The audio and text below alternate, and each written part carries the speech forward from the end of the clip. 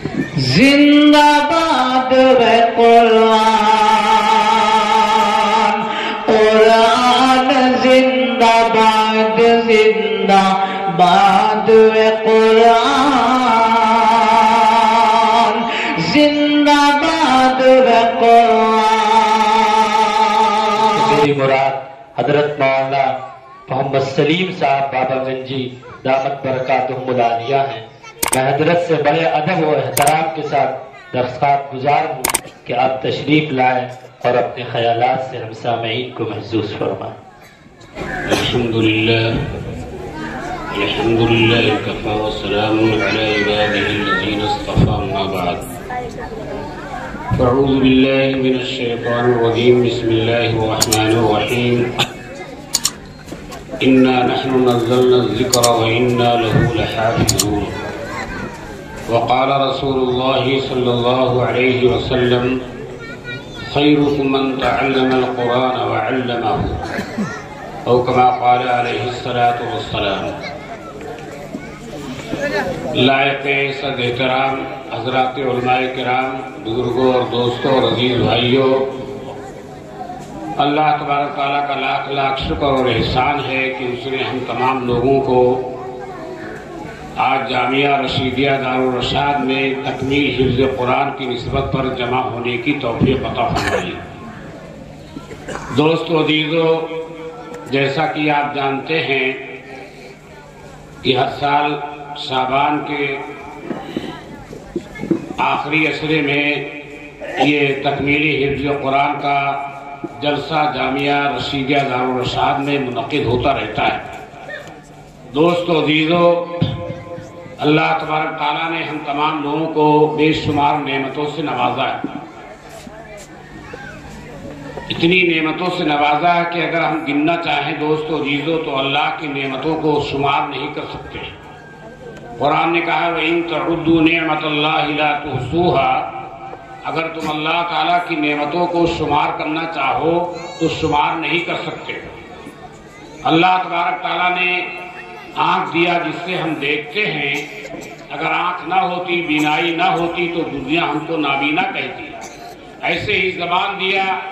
جس سے ہم بولتے ہیں، قوت گویائی عطا فرمائی۔ اگر دوست و عزیزو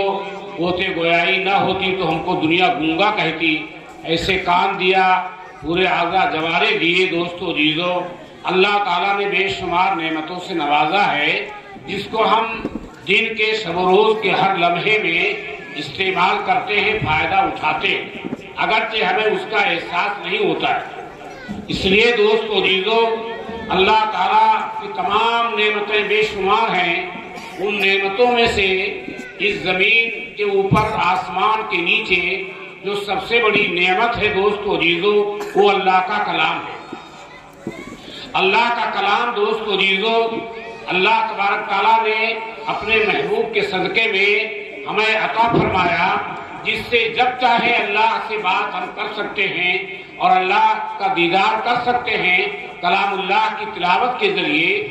آج دوست و عزیزو، تکمیل حفظ قرآن کی نسبت پر یہ جلسہ جو منعقد ہوا ہے بہت ہی اعلیٰ اور عرفہ کی نسبت کا حامل ہے۔ یہاں پر علماء کرام تشریف لائے ہیں۔ دوست و عزیزو، اللہ تبارک تعالیٰ فرماتے ہیں کہ ہم نے قرآن کو نازل کیا، ہم ہی اس کی حفاظت کریں گے۔ جب اللہ تبارک تعالیٰ قرآن کی حفاظت کرے گا تو حضرت مولانا محمد احمد پرتاپ گڑھی رحمت اللہ علیہ کا ایک بیان الہ آباد کے علاقے میں ہوا تھا، اور اس کا موضوع تھا کہ مسلمانوں کے تحفظ و بقا کا کیا ذریعہ ہونا چاہیے اور کیا اسباب اپنانا چاہیے۔ تو حضرت کا آخری بیان تھا، اور حضرت نے اسی آیت کی تلاوت کی اور فرمایا کہ جب اللہ تعالیٰ فرماتے ہیں کہ ہم نے قرآن کو نازل کیا، ہم ہی قرآن کی حفاظت کریں گے،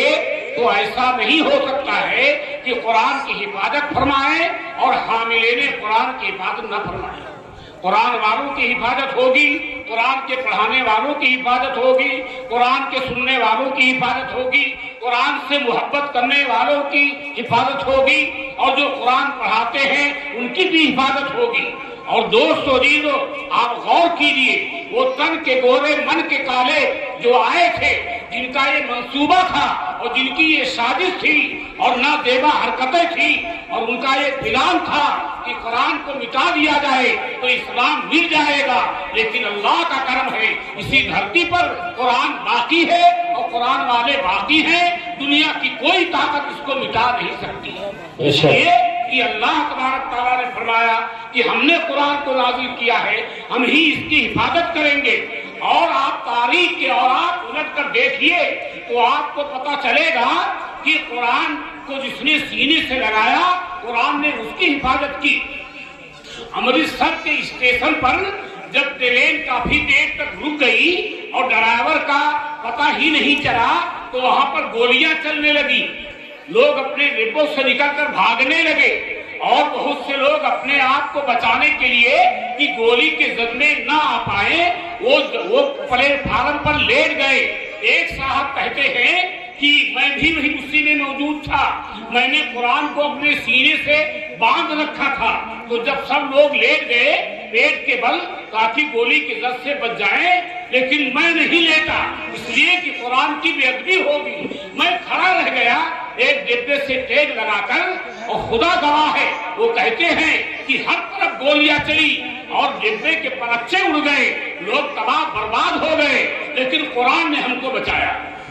قرآن نے ہم کو بچایا۔ آج بھی قرآن ہم کو بچائے گا دوستو عزیزو۔ آپ دیکھتے ہیں وہ کلکتہ میں جو بہت بڑی منصب پر اور بہت بڑے عہدے پر فائز تھے، وہ عاشق قرآن تھے، وہ دہلی تشریف لے گئے تھے اور ان کو جب کلکتہ واپس ہونا تھا تو اپنے خادم سے کہا کہ میرا سامان فلاں ڈبہ میں رکھ دو، میں کلکتہ واپس ہونا چاہتا ہوں۔ بڑے عہدے دار بڑے منصب پر فائز تھے، اس زمانے میں وہ عاشق قرآن تھے، تو خادم سے کہا میرا سامان رکھ دیا، تو خادم نے کہا حضور سب رکھ دیا، کہا میرا قرآن رکھا کہ نہیں رکھا، تو کہا قرآن کو بعد میں رکھوں گا۔ یہ بات سن کر کے وہ غضبناک ہو گئے اپنے خادم پر کہ تم نے یہ کیا ظلم کیا کہ میرا سامان تم نے پہلے رکھ دیا اور اللہ کا کلام تم بعد میں رکھو گے۔ اسی بات پر انہوں نے اپنا سفر ملتوی کر دیا کہ میں اس ٹرین سے سفر نہیں کروں گا، دوسرے ٹرین سے جاؤں گا۔ اس وقت کے لوگوں نے کہا تھا یہ بڑا دقیانوس آدمی ہے، ذرا سی بات پر جو اپنا سفر ملتوی کر دیا۔ دوستو جی وہ گاڑی چلی گئی، وہ دوسری گاڑی سے جانے لگے تو پتا چلا جس ڈبے میں وہ جاتے کلکتہ دشمنوں نے بم پھٹ کر رکھا تھا ان کو مارنے کے لیے، اور انہوں نے دوستو جیزو اس کو کینسل کر دیا۔ جب دوسرے ٹرین سے گئے اور وہاں یہ پتا چلا کہ کلکتہ کے قریب جب وہ ٹرین پہنچی تو بم پھٹا اور سب کے سب ہلاک برباد ہو گئے۔ جب دوسری ٹرین سے وہ کلکتہ پہنچے تو کلکتہ کے ایک بہت بڑے میدان میں انہوں نے تقریر کی، پورا مجمع بھرا ہوا تھا اور کہا اے دشمنوں، اے مردودوں، اے شیطانوں، تم مجھ کو ہلاک کرنا چاہتے ہو، میرا قرآن میری حفاظت کرے گا، میرا قرآن میری حفاظت کرے گا۔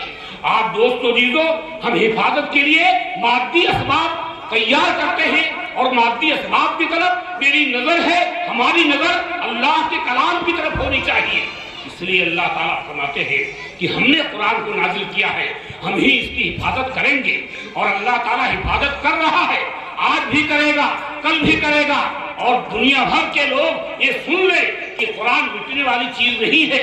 وہ کہتے تھے نا کہ قرآن کا نسخہ جہاں ہو، گورنر سے پوچھا کہ قرآن کے نسخے ہم خریدیں گے اور اس کو دریا میں ڈال دیں گے، اس کو جلا دیں گے، تو گورنر نے کہا یہ تمہاری نادانی ہے، قرآن خرید کر جلا دو گے، دریا میں ڈال دو گے، لیکن جو قرآن سینے میں محفوظ ہے اس کو کیا کر سکتے؟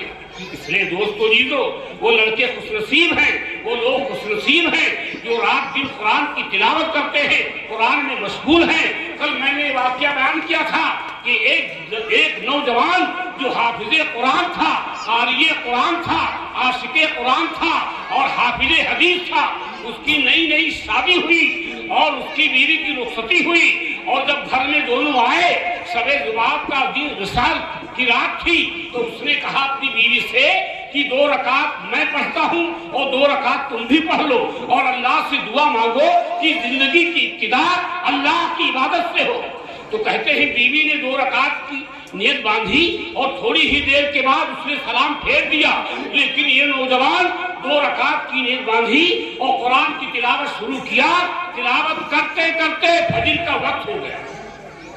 उसने सलाम फेरा और अपनी बीवी से माजरत की कि मुझे माफ करो, मुझको तो कुरान में इतना मजा आया, इतनी लज्जत आई कि मेरे जहन से बात निकल गई कि तुमसे भी मुलाकात करना है। दोस्तों जी, ऐसे आशिक कुरान थे। अल्लाह ताला हम तमाम लोगों को कुरान की तिलावत की और कुरान से वाबस्तगी की तौफीक अता फरमाए। बहुत से उलमाए किराम हमारे मेहमान आए हैं, हम तो रोजमर्रा के आदमी यहाँ आते ही रहते हैं। अल्लाह ताला हम तमाम लोगों को कुरान के मुताबिक जिंदगी गुजारने की तौफीक अता